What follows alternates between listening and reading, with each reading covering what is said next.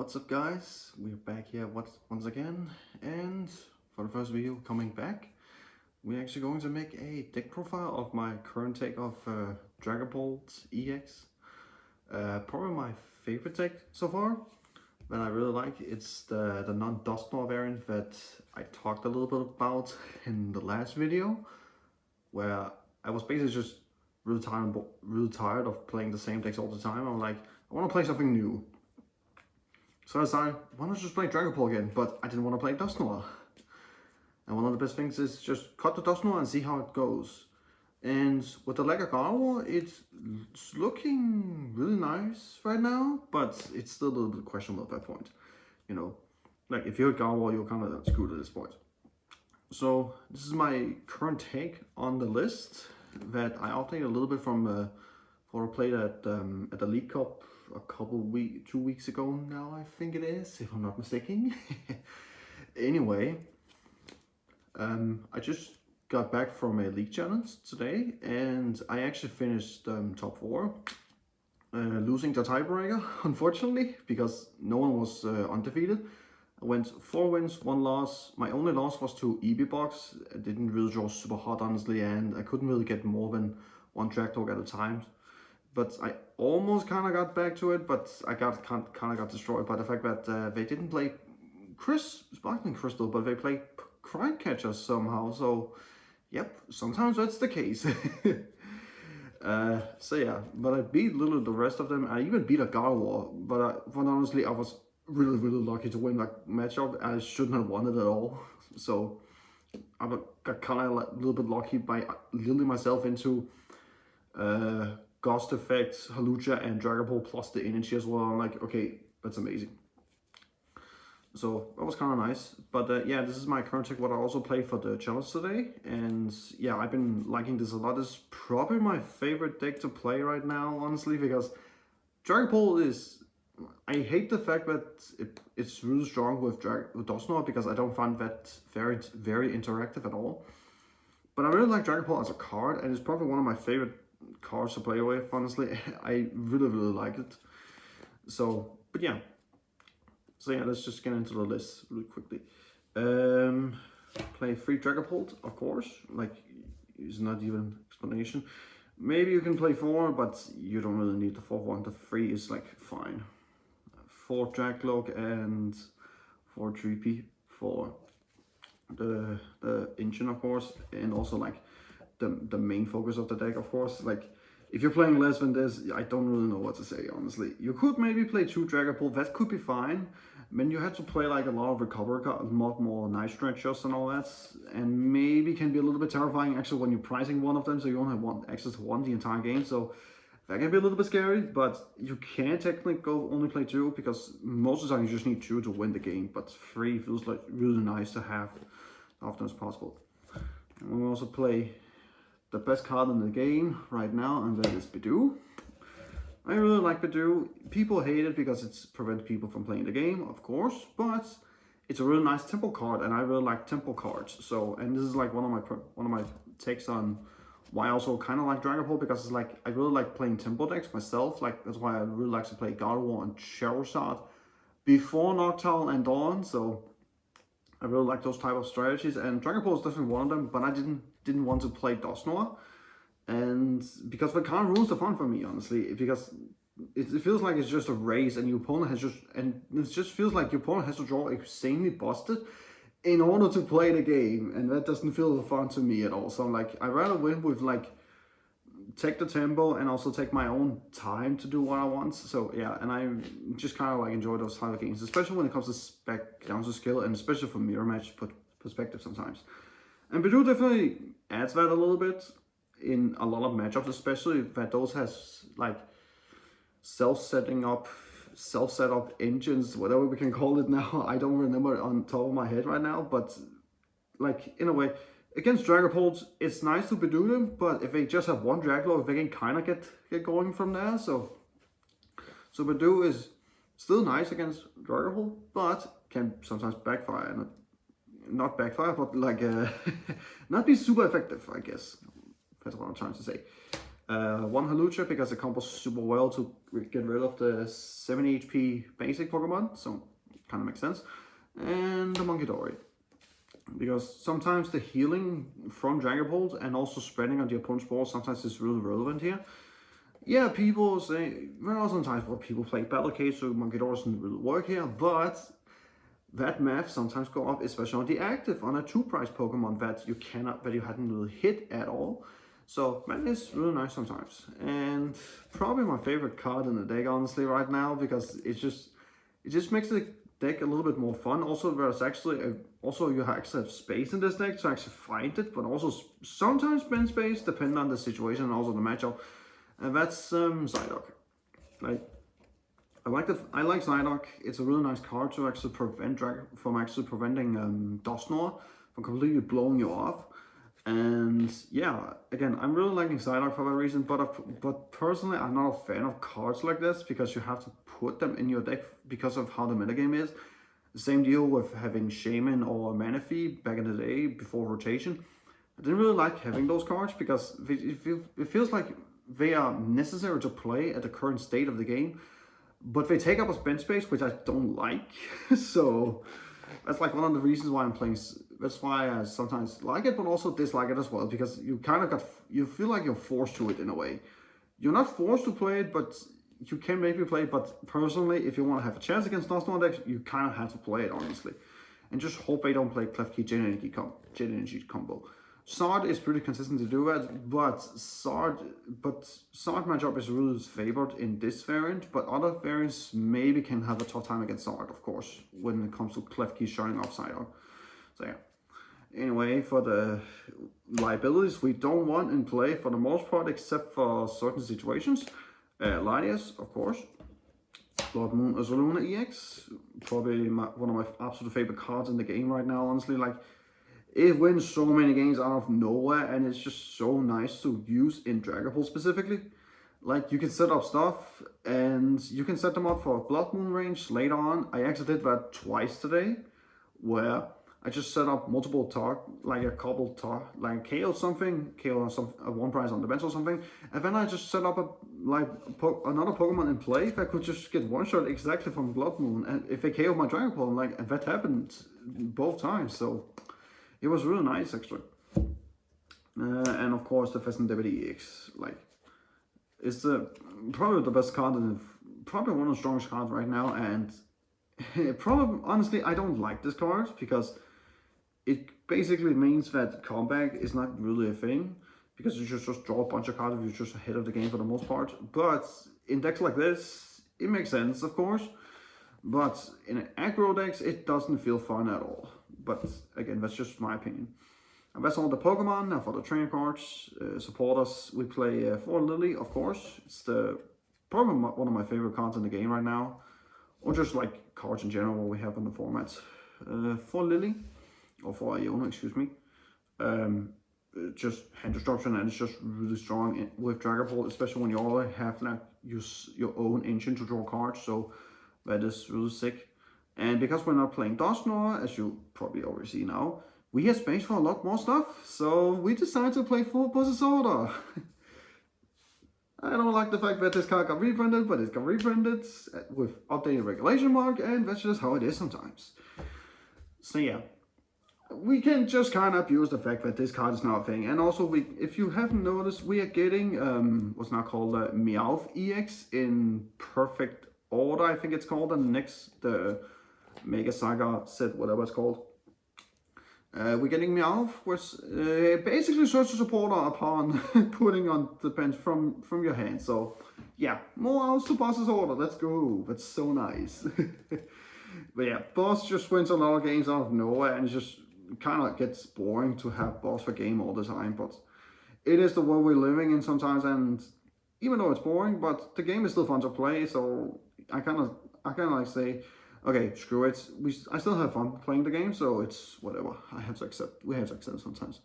For Brock Scouting, my newest take on my list.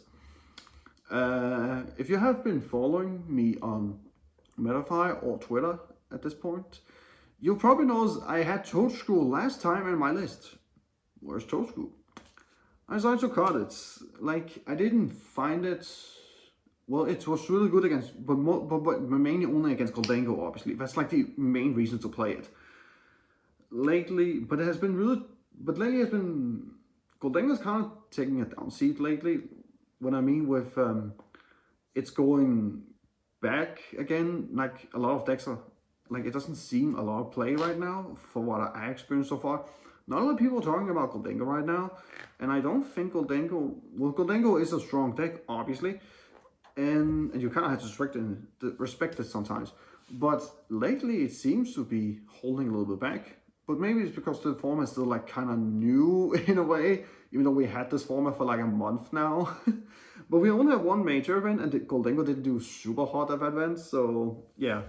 Kind of maybe because Dawnsart came out of nowhere and just bumped out the Goldangos, I suppose. I don't know.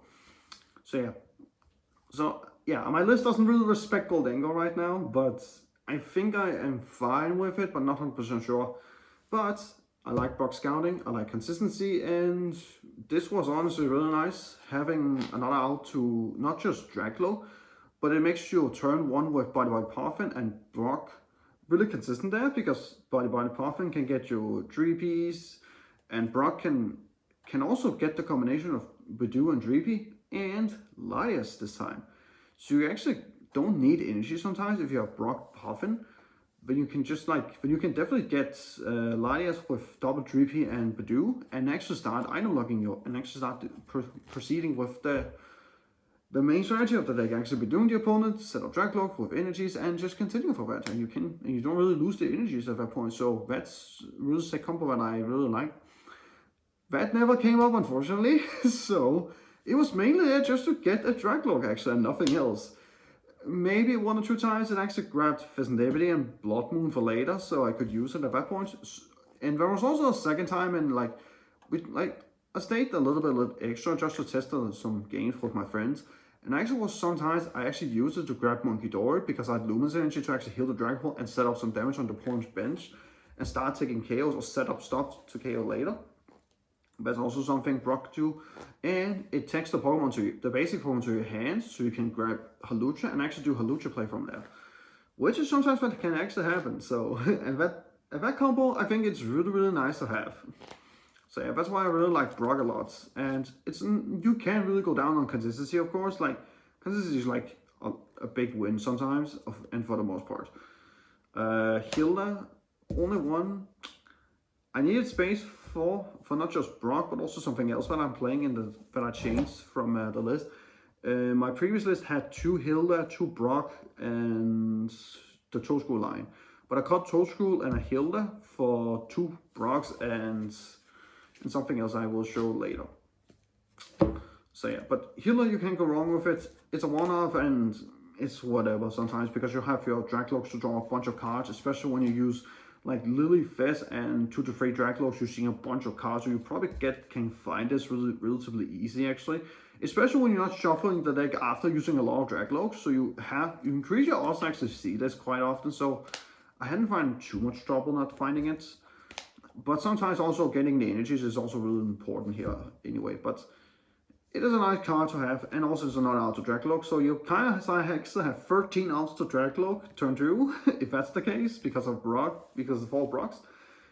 So yeah, that's really nice. And the 1 Toro as well.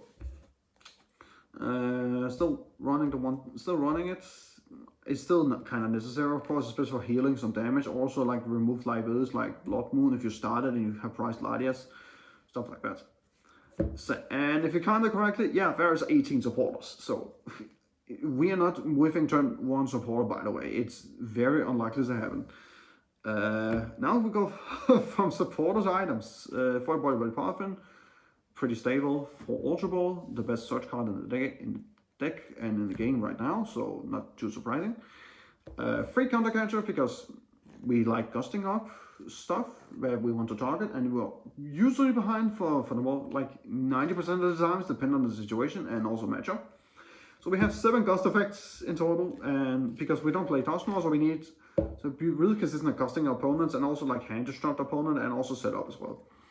So yeah, and 2 Night Stretcher. I really like Night Stretcher a lot, of course.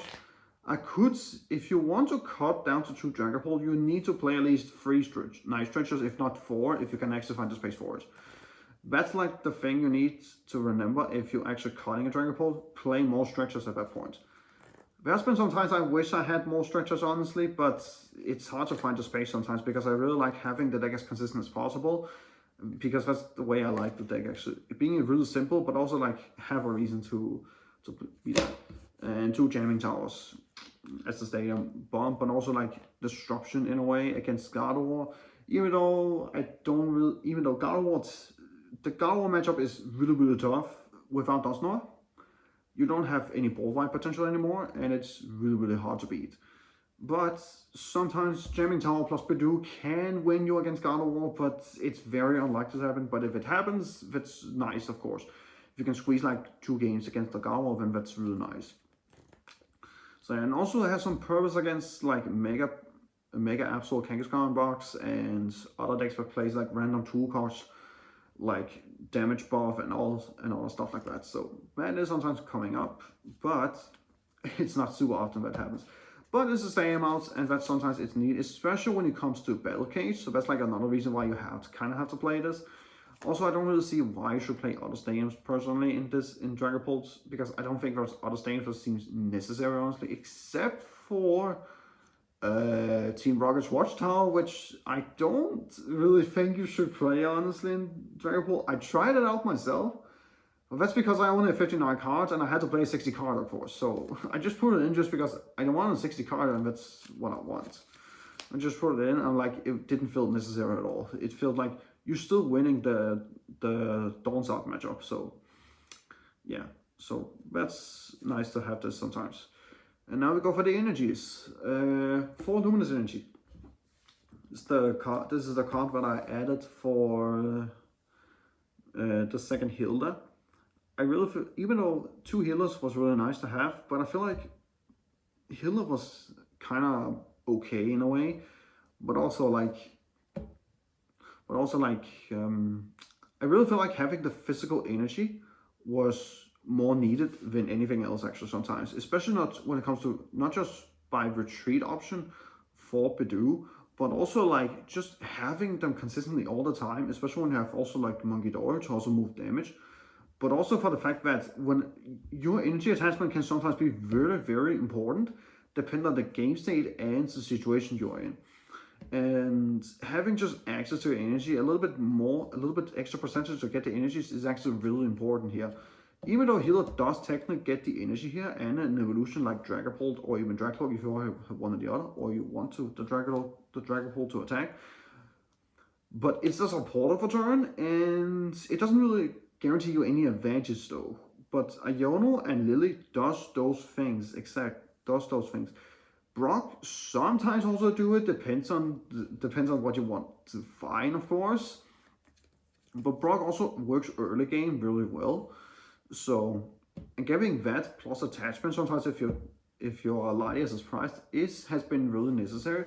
And I've been really liking the fourth Luminous, because I only had 2 before, because I had 3 before, because I had 2 healers before. And the 4th Luminous has felt really nice actually. So I've been liking the way this list has been flowing so far. So yeah, that's why I'm playing 4 Luminous and up my energy count a little bit, because I feel like it was actually kind of necessary when I was testing the deck, when I tried the deck out to start with, before I actually tried to be a little bit more serious with the deck. As I thought it could be a good play, but I wasn't sure how good it was going to be against the rest of the field when everyone is just like, oh, Dragapult and Dusknoir is just a broken combo, what are we gonna do? Oh. But it's also just to see if Dragapult still like a really strong card on its own without the need of Dusknoir. So that's why I started to take the deck a little bit more seriously, and I feel like 4 Luminous feels really nice. And base 6 we play 2 Sidekick, because synergizes very well with Monkey Door as well to attack. So you can actually use Mind Bend a little bit more consistent, especially when you also have the 1 fire energy, of course. Which sometimes comes up, but not too often, of course. But it is something that can come up, but you know. But there's a reason why we still play 2. That's because of Latias specifically, because it actually needs 2 Psychic energies to attack. which means all you need is just like a combination of 2 basic plus luminous, or like you can actually have two psychics with any of the other energies as well to make it an extra attack. I know that sounds a little bit too specific of a situation to actually come up, but then again, if it does come up, then we can actually, then sometimes that can be the case. In case we have starting Gladiators or nothing else, and we just store a bunch of energy. So at least as long it is 2 psychic, then it's fine actually if we price the fire energy. So it's better than anything. And the last card obviously is the Aspect, New Orb energy. Like, what do you expect? New Orb is really broken with Dragapult. It's 1 card attachment to use Phantom Dive, and it's so insane. And I don't think any other Aspect is worth to play honestly in Dragapult. I have seen sometimes using Unfair Stand because that combo is really strong against a lot of decks, especially after Bedewing. When you just Unfair Stand your opponent to 2 cards and you just start blowing them up at that point. But this is a little bit difficult to do sometimes. You can do it in an Arvin package, but Dragapult doesn't feel like it needs an Arvin package. You just need to like take the game a little bit more slow and also be a little bit more aggressive with its structure and just try and be as consistent as possible. I feel like it's still the way. But you can never go wrong on actually running Unfair Stand combo or maybe Sparkling Crystal. I've seen people try that out lately, but that's just how it is sometimes. Anyway, this is the list. Again, I've been liking this deck a lot and could potentially be my play for Birmingham Regional.